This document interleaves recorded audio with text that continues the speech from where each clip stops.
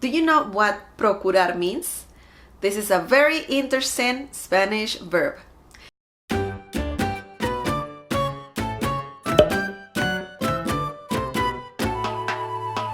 Hi everyone!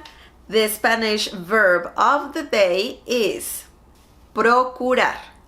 Procurar. As I said before, this is a Spanish verb, a regular Spanish verb. And it means to try or make an effort to do something. This is one of many Spanish verbs that are really peculiar. Procurar. Procurar. Now let's see a few examples using procurar. Procura dormir temprano. Procura dormir temprano. Miguel procura manejar más despacio. Miguel procura manejar más despacio. Está bien, procuraré ser más cuidadosa. Está bien, procuraré ser más cuidadosa. Marcela procura comer mejor. Marcela procura comer mejor.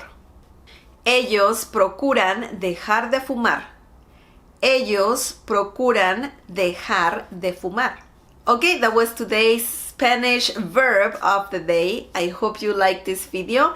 Don't forget to subscribe and also click on the bell icon so you can get notified every time I upload a new video.